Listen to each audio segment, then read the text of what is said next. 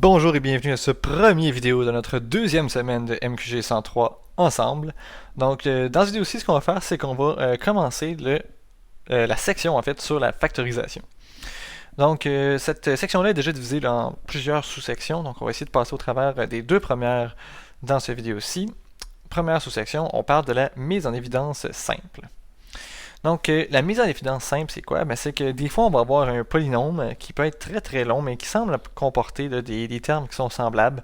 Donc, ça va être une astuce qui va venir nous permettre d'extraire, donc de venir mettre en évidence, prendre des termes, les mettre devant, donc d'extraire une certaine quantité d'informations. Donc, on va pouvoir sortir des constantes, on va pouvoir sortir des variables qui sont comme répétées de manière multiplicative là, dans chacun des termes. Donc, on va appliquer essentiellement les lois des exposants, mais dans un sens inverse, pour pouvoir se ramener à une expression des fois là, qui va être plus facile à travailler. Donc, après tout ce blabla, on va passer à des exemples. Vous allez probablement voir de quoi je parle de manière un peu plus claire. Donc ici, on a quelques exemples. On va faire ensemble les trois premiers. Donc, on va faire le A, le B et le C. Vous pourrez compléter les autres de votre côté. Donc, premier exemple, on a 7x plus 21 et on aimerait ça venir factoriser cette expression-là. Comment est-ce qu'on peut faire ça? Premièrement, ce qu'on va venir faire, c'est qu'on va essayer de venir le décomposer de manière en facteurs, de manière à voir qu'est-ce que les termes ont en commun. Donc, 7x, on peut le décomposer comme étant 7 fois x. Tout comme ça, c'est tout ce qu'on peut faire là-dessus. Par contre, 21, on peut faire quelque chose d'un peu plus intéressant. On peut le décomposer comme étant 3 fois 7. Voilà, comme ça. Donc, on peut le splitter en deux facteurs. Et là, après, une fois qu'on l'a décomposé dans le plus de facteurs possible, on est capable d'aller identifier qu'est-ce que ces termes-là ont en commun. Dans ce cas-ci, on voit là que le 7 est présent dans les deux termes, et donc on pourrait le réécrire de la manière suivante. Donc, on va prendre le terme qui est en commun, 7, on ouvre une parenthèse, et après, on écrit tout ce qu'on n'a pas sélectionné, tout ce qu'on n'est pas venu souligner. Donc, il nous reste un x, il nous reste un plus, donc le plus n'a pas été souligné, on le laisse là, et il nous reste un 3. Et, essentiellement, là, on a factorisé 7x plus 21 comme étant 7 fois x plus 3. Donc c'est ça, factoriser, c'est vraiment venir mettre devant, mettre en évidence qu'est-ce qu'il y a en commun dans tous les termes qui sont écrits au sein de ce polynôme-là. Donc on l'a fait avec une constante, on peut aussi le faire avec une variable, donc si on regarde le deuxième terme, donc ici on a x moins, on a x fois y, donc qu'est-ce qu'il y a en commun? Il y a en commun ici un x avec, disons, celui-là. On ne peut pas venir se souligner le x deux fois. Donc pour ça, il faudrait vraiment qu'il y ait 2x comme dans chacun des termes. Mais cette fois-ci, il y a vraiment juste un seul x ici, donc on le souligne juste une fois. Et donc si on fait la mise en évidence, on peut mettre le x devant et on vient écrire tout ce qui reste. Dans le premier terme, on semble avoir tout pris. Donc quand on a tout pris, on vient mettre un 1. Et on continue, donc on a un moins et il nous reste xy. Donc ça serait la forme factorisée de ce truc-là. Bon, évidemment, vous ne voudrez pas faire ça tout le temps, là, donc vous ne voudrez pas venir écrire chacun des termes de manière la plus factorisée possible pour ensuite voir qu'est-ce qu'il y a en commun. Ça peut devenir lourd un peu. Donc, si on prend l'exemple C, là, on va essayer de prendre une manière qui est peut-être moins sûre de fonctionner, mais qui est peut-être aussi moins lourde un peu. Donc, on prend les trois termes qui sont ici, et on essaie de voir qu'est-ce qu'ils ont en commun. Donc, on va regarder premièrement au niveau des constantes, est-ce qu'on est capable là, de sortir quelque chose. Le but, c'est pas nécessairement de faire ça de la manière la plus efficace possible. Donc, on peut le faire en plusieurs étapes, c'est pas important, tant et aussi longtemps que pour nous, ce soit relativement simple de le faire. Donc, par exemple, là, ici, ça ici, c'est un chiffre qui est pair, donc 20 c'est pair, 40 c'est pair et 70 c'est pair. Donc, je sais d'avance que je peux sortir un 2. Ça peut être une méthode là, de s'en sortir. Ensuite, je regarde. Donc, mon premier terme ici, il n'y a pas de y. Donc, clairement, c'est impossible qu'on sorte du y. Même si ici, il y a du y, puis ici, il y a du y, c'est impossible. Si on veut sortir quelque chose sur les trois termes, il faut que la variable soit présente partout. Donc, étant donné qu'ici, il n'y a pas de y, on sortira absolument pas d'y. Par contre, il y a du x2, donc ça veut dire qu'on peut sortir jusqu'à un maximum de x carré. Ici aussi, il y a x carré, donc on est content, donc je vais venir le souligner. Donc ici, notre objectif, c'est de venir sortir le x carré qui est là. Et malheureusement, là, dans le dernier terme, on se rend compte qu'il y a seulement du x, donc on ne va pas sortir x carré, mais on va sortir seulement x. Et là, on regarde qu'est-ce qui reste. Donc, qu'est-ce qui reste une fois que j'ai sorti mon 2 ici de mon 20? Il ne me reste pas 18, là, ça c'est pas une soustraction qu'on fait. Ce qu'on est en train de faire, c'est qu'on factorise à la manière d'une multiplication ou d'une division. Donc, si on veut savoir qu'est-ce qui reste, on fait 20 divisé par 2, il nous reste 10. Donc, c'est ce qu'on peut écrire. Donc, il nous reste 10. Et il nous reste x2 divisé par x. Donc, il nous reste un seul x.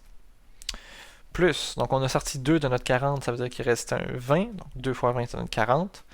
On a sorti un des x, donc il nous reste xy. Moins, donc on a sorti 2 de 70, il nous reste donc 35. Et il nous reste... ici, on a sorti un x, donc il nous reste y carré. J'avais oublié de le souligner, là, mais ici, là, il y avait un x qu'on sortait. Là, on peut se demander, est-ce qu'on a terminé? Donc, vraisemblablement, on a terminé au niveau des variables, parce qu'ici, on n'a pas de y, donc on ne pourra pas sortir les y qui sont présents à droite. Et de la même manière, ici, on n'a pas de x, donc on ne peut pas venir sortir les x qui sont présents ici à gauche. Par contre, on n'a peut-être pas terminé au niveau des constantes, donc on peut regarder.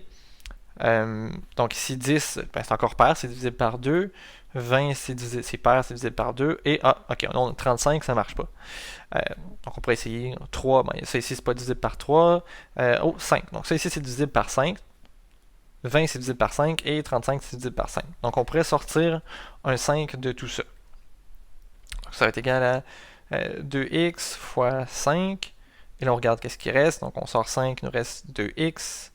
Plus 4xy moins 7y carré.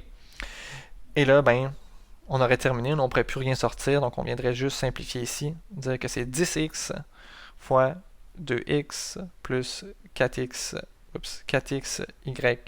moins 7y carré.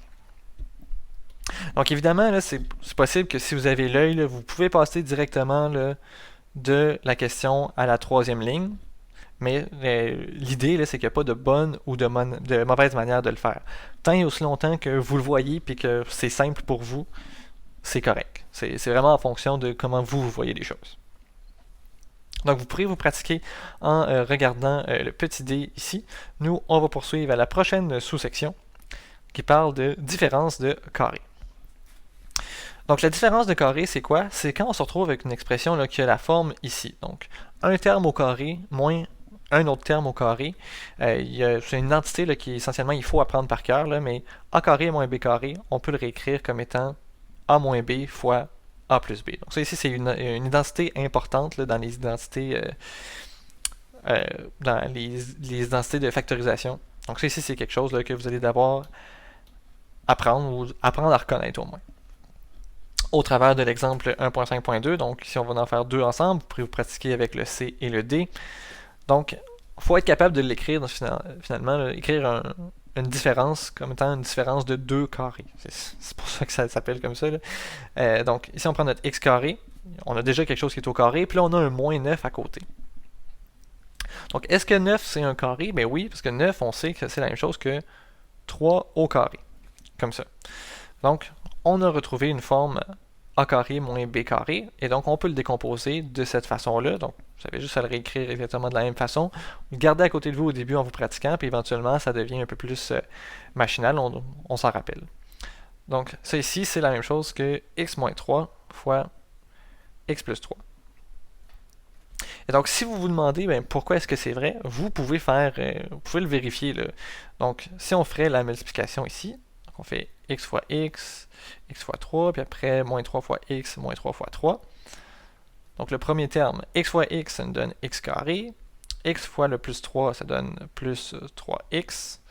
Ensuite, on a moins 3x, moins 3 fois x, c'est moins 3x. Et moins 3 fois 3, ça donne moins 9. Et là, vous voyez là, que les deux termes du milieu ici vont se canceller. Et il nous reste tout simplement x carré moins 9. Donc, le résultat qui est écrit, qui est souligné, là, fonctionne vraisemblablement.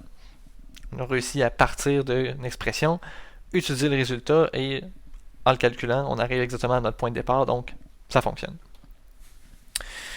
Pour ce qui est de l'exemple B, donc on pourrait essayer de vouloir faire exactement la même chose. Par contre, il faut être capable là, de vraiment tout exprimer en termes de un terme au carré moins un autre terme au carré. Donc on a déjà du x2 ici, donc on est relativement content. Par contre, le reste, il n'y a rien qui est au carré. Il faut travailler sur le reste. On a 16, donc 16, il faut se souvenir que c'est 4 au carré, donc 4 au carré fois x au carré moins 49. Donc 49 ici, ça va être notre 7 au carré. Et là, ben, on va utiliser une propriété des exposants qui nous dit que quand on a deux trucs, donc deux bases qui ont le même exposant, on peut les multiplier ensemble, donc faire 4x et mettre l'exposant à l'extérieur comme c'est ici. Donc nous, ce qu'on a fait quand on a vu la loi de l'exposant, on partait de ce terme-là et on allait vers celui-là, mais la loi peut aussi s'utiliser dans l'autre sens, comme c'est ici. Donc là, je vais mettre mon carré avant de l'oublier, mon 7. Et ensuite, on peut utiliser là, directement la différence de carré. Donc ça ici, c'est la même chose que 4x moins 7 fois 4x plus 7. Et encore une fois, là, vous pourrez vérifier que ça donne effectivement 16x carré moins 49 si vous doutez du résultat.